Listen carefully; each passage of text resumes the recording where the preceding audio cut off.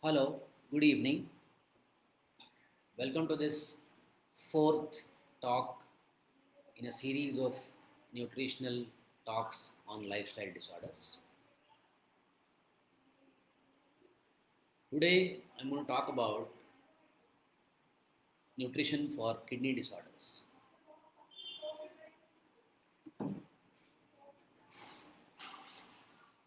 So, let me first explain the role of kidneys in our body.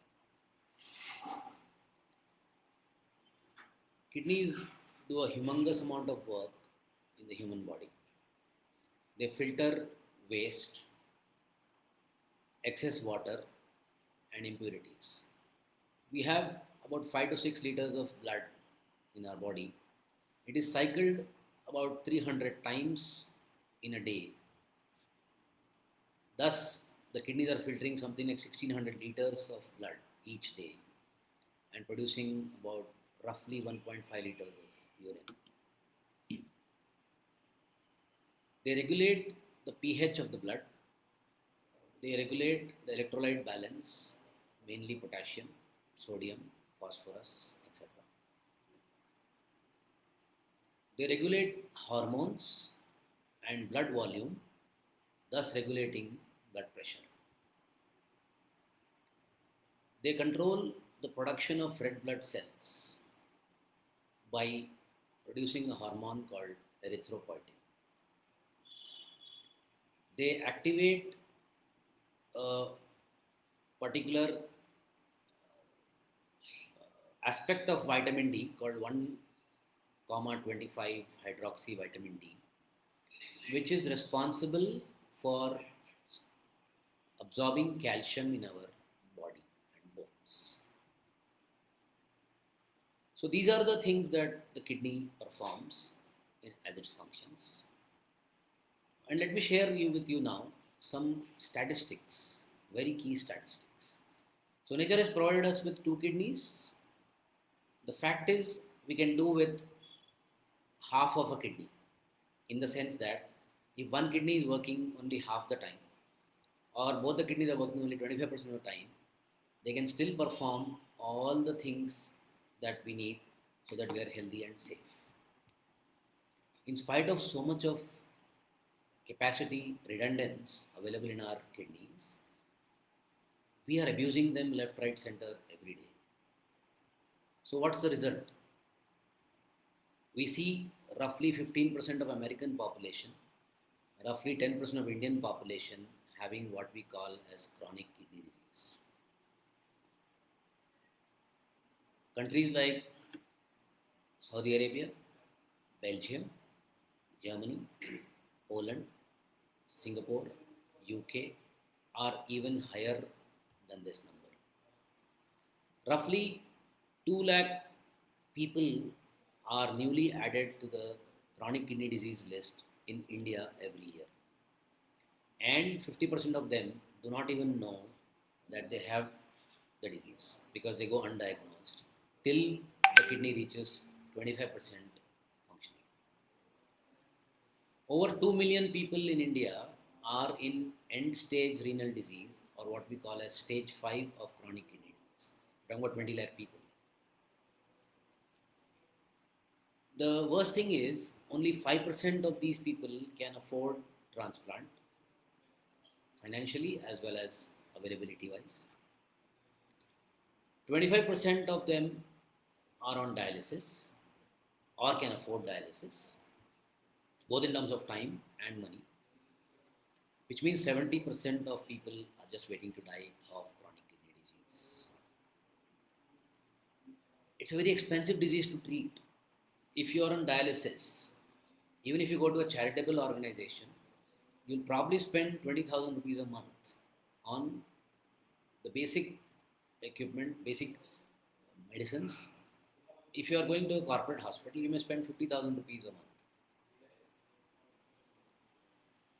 And your earning potential completely becomes zero, because if you go for an alternate day dialysis, the day one you are on dialysis, day two is recovery, day three is again dialysis, day four is recovery. So Essentially, you cannot really work and be economically active, and one side your expenses are growing. So I have seen more than 1,000 patients in my practice who really had no choice because their money was over. They could not afford dialysis anymore, and they were just waiting for that. This is such a very bad scene. Can we prevent all this? Absolutely, we can. So, time has come for us to start focusing on how and why and what symptoms to look at in terms of kidney disease. So, what are the symptoms of kidney disease? Let me explain. Swelling of face, because the kidneys are unable to filter water, remember that. Fatigue, you feel tired. A dialysis patient is very, very tired and very, very fatigued. You have poor appetite. Your feet and ankles are swollen because water accumulating in the lower limbs. You have ascites, which is water accumulating in the area of the liver, the lungs, etc. You have urine which is foamy. You have frequent urination, especially at night. Urine output is reduced. You may have dry, scaly skin. You may have anemia. So these are the symptoms of a chronic kidney disease. Doesn't mean having these issues means you have chronic kidney disease. These are just things to look out for and be aware and check it out, go for a test, etc. What causes the chronic kidney disease? First thing is diabetes. I have talked about this extensively in my first talk on nutritional disorders in regard to metabolic syndrome. So diabetes is number one cause of kidney failure. Next is blood pressure or hypertension. Acute kidney injury, which can be a physical injury or a biochemical injury caused by toxins, etc. It can be caused by kidney stones. It may be because of urinary tract infection, which may again be because of diabetes. Then there is something called glomerulonephritis, which is inflammation of your glomeruli, which is the filtering mechanisms of the kidney. You may have infections, use of painkillers, use of antibiotics, use of antacids, specifically the proton pump inhibitors, which are rapidly used by people even as over-the-counter medication without prescription, and other lot of prescription medication, because every medication that we take have to be filtered through the kidney or the liver. Therefore, they have a effect on the kidney and the liver. And there's something called rhabdomyolysis. Rhabdomyolysis is nothing but breakdown of muscle fiber. This normally happens when people are prescribed high dose statins for cholesterol control. More than 40 mg, etc. of statins can cause breakdown of your muscle fibers, which can damage the kidneys. Or intense exercise can damage the kidneys or break the muscle fibers. High protein diet can cause effect on the kidneys, because ultimately the proteins have to be filtered out by the kidneys, which they are unable to do. There could be autoimmune mediated nephropathy. That means unknown causes. The immune system is attacking the organ or the tissues of kidney, and therefore it is called autoimmune mediated. Then there could be what is called as polycystic kidney disease. Of all the causes I have mentioned just now, only the last one, which is the polycystic kidney disease, could be a genetic defect. It is may coming from your parents.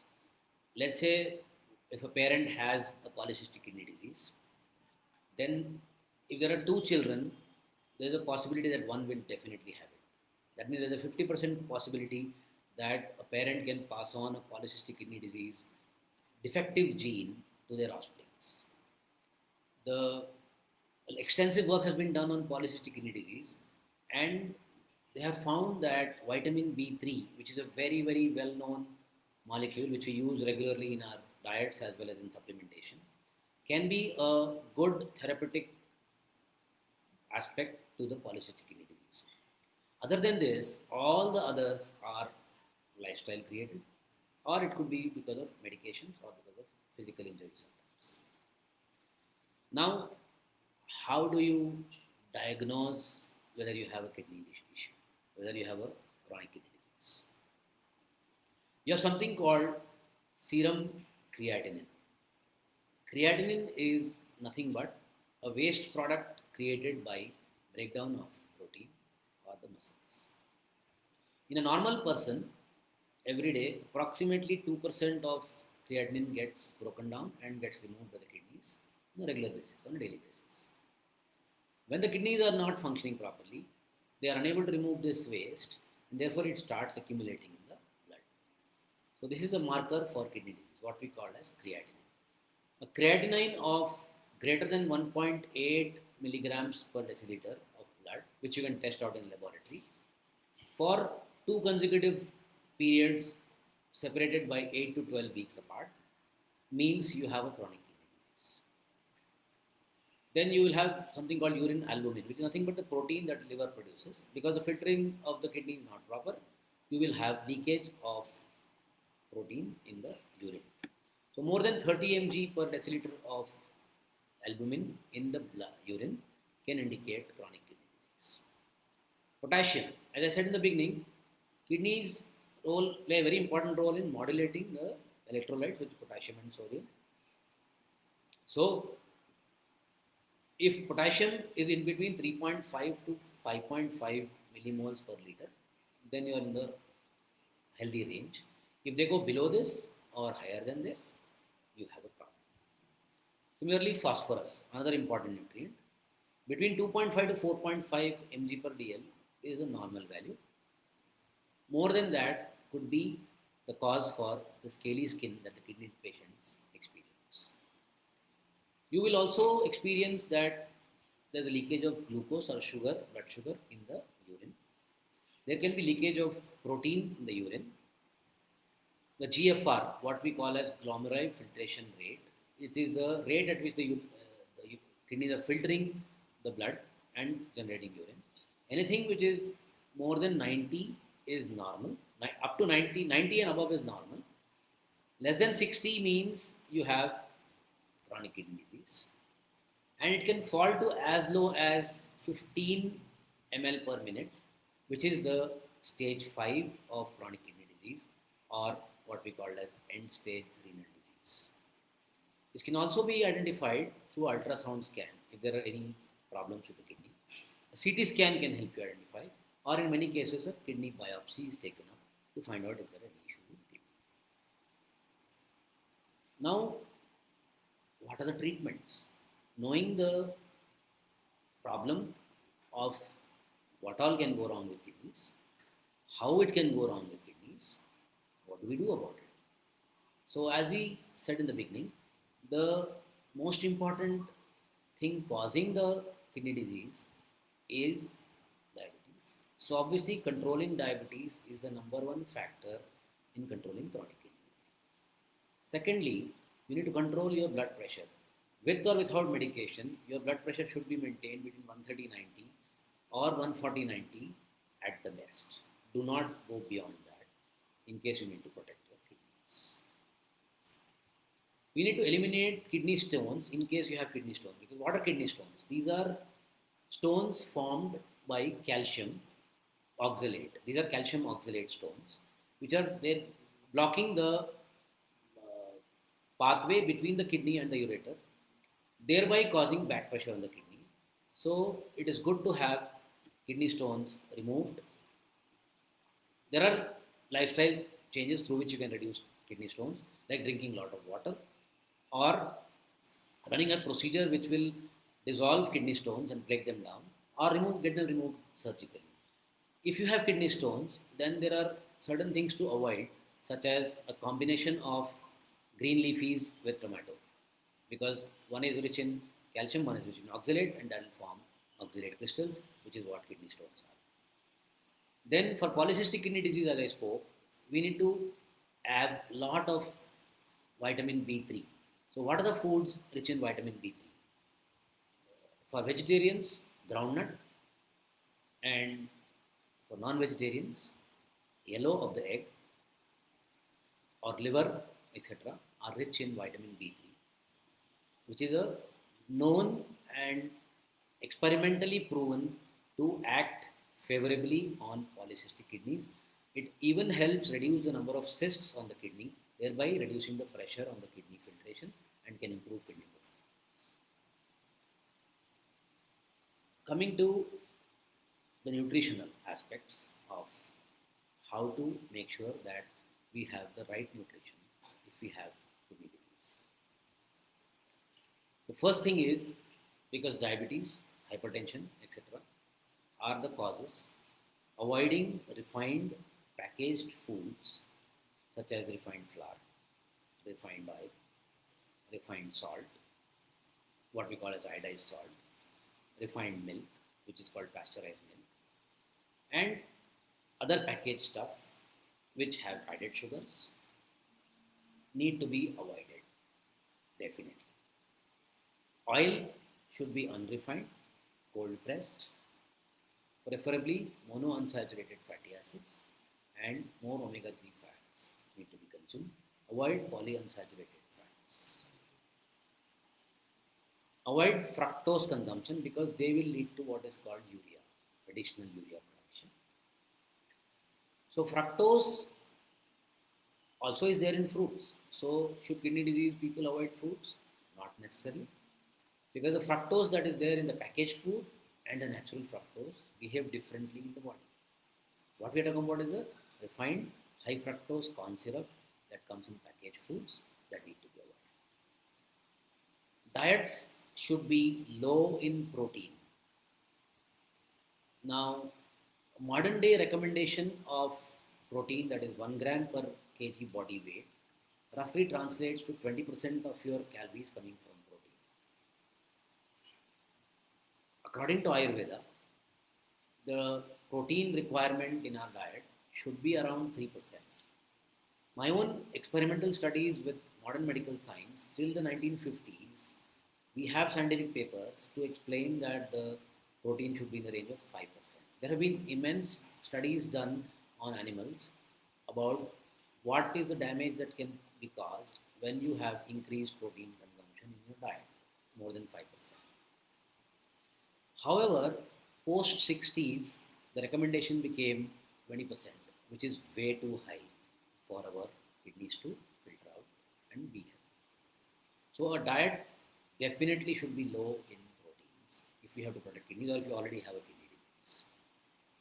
Because if you see, what are we checking for in terms of kidney parameters? Creatinine, albumin, protein in the urine, they are all checking protein, protein, protein. So why do we load the kidney more when it is unable to filter the protein? Then, since blood volume needs to be managed, needs to be lower so that the edema can be avoided, we need to have diuretic foods. What are diuretic foods? Gouts, rich gourd, bottle gourd, ash gourd, cucumber. These are all the diuretic foods that we can have to maintain blood volume. Like I told you, cold pressed oils have to be used, mostly from monounsaturated fatty acids. Groundnut can definitely be considered in case of a polycystic kidney disease or even otherwise. Use rock salt, which will be low in sodium and potassium and have other minerals, trace elements, which will control blood pressure, regulate blood pressure.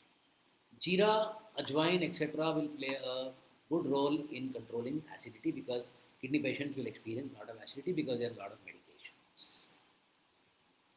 Low potassium foods, foods low in phosphorus, and magnesium rich foods.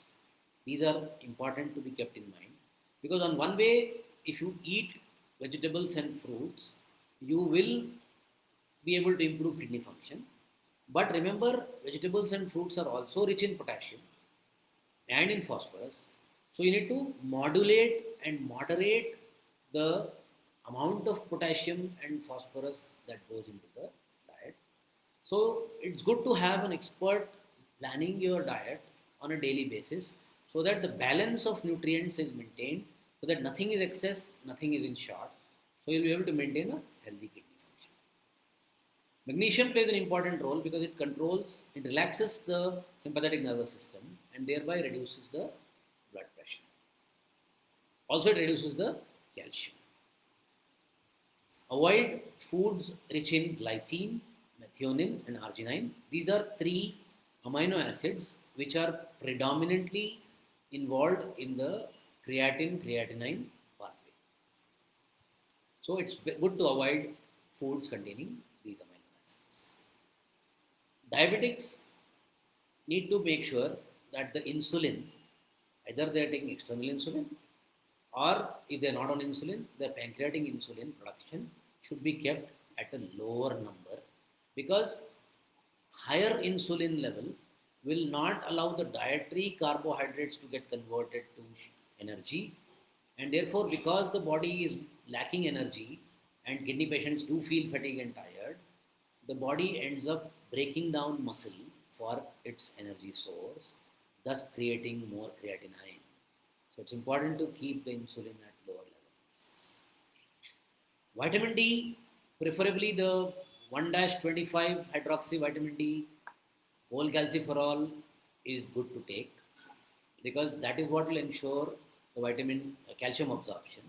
But more importantly, you need to have vitamin K2 rich foods or supplementation, which will make sure that the calcium is in the bones and not in the blood. For example, grass-fed milk and grass-fed naturally eating hens which give the country eggs, their yellows are good sources of vitamin K2. You need to eat good fats. As I told you, omega-3 fats should be maintained in a very healthy ratio. Ideally, you have to maintain omega-3 to omega-6 ratios in the ratio of 1:1 because omega-6 are inflammatory and omega-3 are anti-inflammatory. So what are omega-3 rich foods? Walnuts, flax seeds, such as these are good sources of omega-3. Fruits and vegetables can be used but need to be maintained in such a way that you do not consume more of potassium and phosphorus. Nuts similarly are healthy in good fats and they provide good support and nutrition for the correction of kidney function. In case there is no kidney stone, we can also consume a pinch of tuna every day for supplementing our calcium requirement because calcium deficiency will happen in case of kidney disease. But if you have kidney stones, make sure you do not eat tuna because kidney stones, as I told you, are nothing but calcium oxalate. Now, this is the sum and substance of lifestyle disorders in regard to kidney and how nutritionally we can manage these disorders and what are the things to avoid, how to take precautions, what are the things to maintain, and so on. Let me check if there are any questions. I will answer each of them. In case there are no questions now, or if you want to ask any questions, you can put them in the chat. I will love to answer.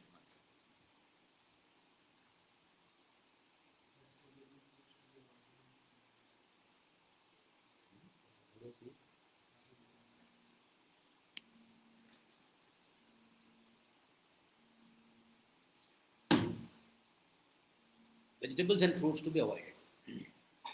What are the vegetables and fruits to be avoided? So, roughly 2,500. So, it's tough to say. I would say that, okay, avoid all high potassium vegetables and fruits, but that's not right because potassium is also needed for improving the kidney function. So, it's good to take a dietitian support in managing renal disease because on a day-to-day basis they'll be able to balance out the potassium and phosphorus requirements in a way that your blood levels can be maintained between the healthy levels because excess potassium can cause bradycardia which could be dangerous for the kidney patients. At the same time, low potassium will not help improve the kidney function. So it's good to have a planned nutritional balanced food which can be best done by a renal dietitian. So it's better to avoid doing your own diet as far as the kidney patient. Dialysis patients, they get very very weak because their blood is getting out of the body and re-put back. So they need to have foods that will help them relax their. They go through a lot of muscle cramps and pains. So it's good to have magnesium-rich foods such as nuts, green leafies. In the balance, I mean, I again repeat because that's very important to understand to maintain the balance. There's a very thin line between what is good for the kidney patient, what is bad for the kidney patient, what will heal can also damage, and therefore it's very, very important to manage the perfect balance of nutrients while making a dietary plan for a kidney patient. And I will therefore definitely recommend that kidney patient go through a planned renal diet program because managing their own diet may not be so easy for as compared to a normal person.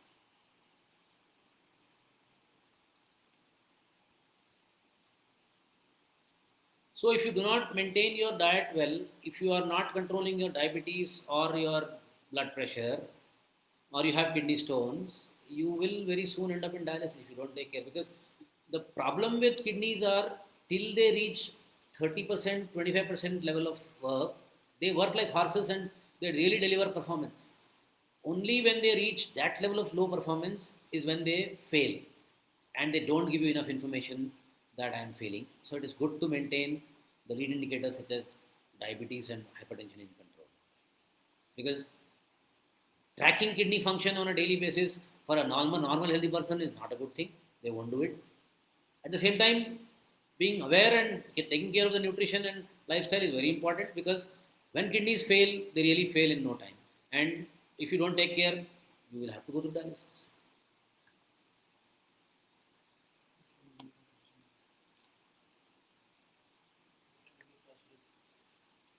It is suggested, vitamin D suggests for above 40 years. Vitamin D is an important nutrient for everybody, and the best source of vitamin D is sunlight. Remember that. So between 10 a.m. to 2 p.m., take sun exposure on your bare skin without clothes, without moisturizers, without lotion, without oils. For 3 weeks, you will get your vitamin D up significantly. But if you can't do that, then take supplementation. I would prefer a daily dose of 5000 IU along with 150 to 100 micrograms of K2 on a daily basis for kidney patients, even on dialysis or without dialysis. Can UTI along with acidity be the first symptom of kidney damage? UTI will definitely have the potential to damage kidneys because it's going to cause the effect from the reverse side. From ureter, it starts getting damage to the kidneys on the other side, what we call as back pressure. Patient with single kidney, can they survive beyond 80? Yeah, like I said, if the kidneys are healthy, if your lifestyle is good, half a kidney will take care of you for the rest of your life. There's no problem.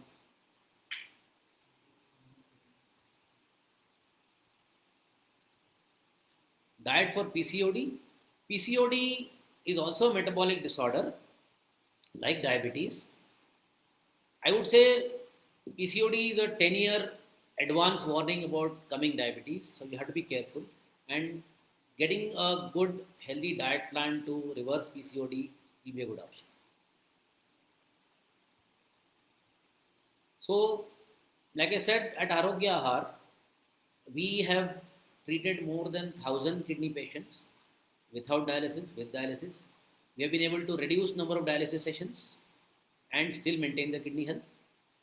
So anybody requiring any support in terms of dietary and lifestyle protection for their kidney disorders, you are more than welcome to ping us at ayurveda.com or arogyahar.com and we'll be happy to help you manage your kidney disorders. Thank you.